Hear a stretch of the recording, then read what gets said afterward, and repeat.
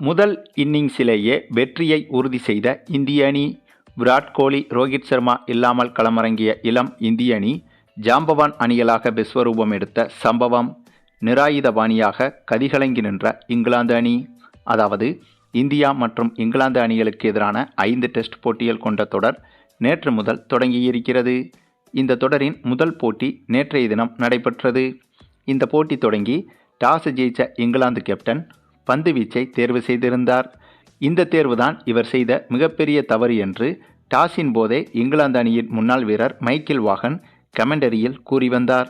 இவர் கூறியது போலவே முதல் இன்னிங்ஸை தொடங்கிய இந்திய அணி ஆரம்பம் முதலே அதிரடியை கையில் எடுத்தது. அதுவும் இந்த போட்டி நடைபெறுவதோ இங்கிலாந்து நாட்டில் வைத்து. ஆக இங்கிலாந்து மைதானங்கள் முழுக்க முழுக்க பந்துவீச்சுக்கு சாதகமாகத்தான் இருக்கும். அவ்வளவு ஏன், T20 போட்டிகள் கூட பந்துவீச்சுக்கு சாதகமாகத்தான் இங்கிலாந்து பிச்சுகள் அமைக்கப்பட்டிருக்கும். அப்படி இருக்கும்போது இது ஒரு டெஸ்ட் போட்டி. ஆக இங்கிலாந்து மைதானங்கள் முழுக்க முழுக்க பந்துவீச்சுக்கு சாதகமாகவே அமைந்திருந்தது. அப்படிப்பட்ட அந்த பிச்சிலேயே நேற்றைய தினம் இந்திய அணி சிக்சர்கள், பவுண்டரிகள் என ரன்கள் மழையை பொழிந்தது.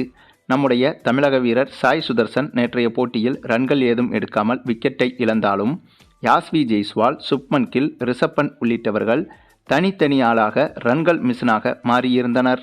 இதனால் யாஸ்வி ஜெய்ஸ்வால் சதமடிக்க, அதனைத் தொடர்ந்து சுப்மன் கில்லும் சதமடிக்க, அதனைத் தொடர்ந்து ரிஷப் பண்டும் சதத்தை நோக்கி வந்து கொண்டிருக்கிறார். நேற்றைய நாள் முடிவின் போது இந்திய அணி வெறும் 3 விக்கெட்டுகளை மட்டுமே இழந்து 359 ரன்கள் குவித்திருந்தது. இதில் ரிஷப் பண்ட் 65 ரன்களுடன் களத்தில் நிற்கிறார்.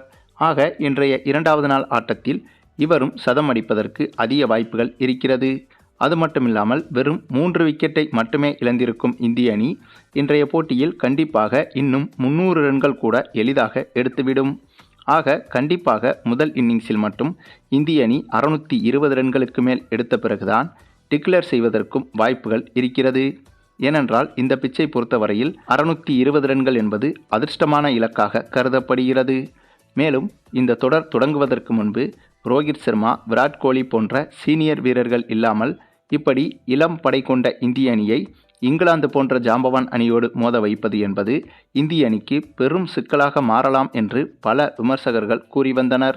அப்படிப்பட்ட விமர்சனங்களுக்கு ஒரே போட்டியில், அதுவும் முதல் போட்டியில், அதுவும் முதல் இன்னிங்ஸிலேயே, அதுவும் முதல் நாளிலேயே அத்தகைய விமர்சனங்களுக்கு சரியான பதிலடி கொடுத்திருக்கிறது இந்திய அணி. சரி, நீங்கள் சொல்லுங்கள், இந்திய அணியின் இந்த முதல் நாள் ஆட்டத்தை பற்றியும், அதனைத் தொடர்ந்து இந்த போட்டியில் இந்திய அணியின் வெற்றி வாய்ப்பு எப்படி இருக்கிறது என்பதை பற்றியும் நீங்கள் என்ன நினைக்கிறீங்கன்னு உங்களுடைய கருத்துக்களையும் கமெண்டில் தெரிவிங்க. மேலும் இந்த வீடியோ பிடிச்சிருந்தா லைக் பண்ணுங்கள், மற்ற அனைவருக்கும் ஷேர் பண்ணுங்கள். மறக்காமல் நம்ம சேனலை சப்ஸ்கிரைப் பண்ணுங்கள்.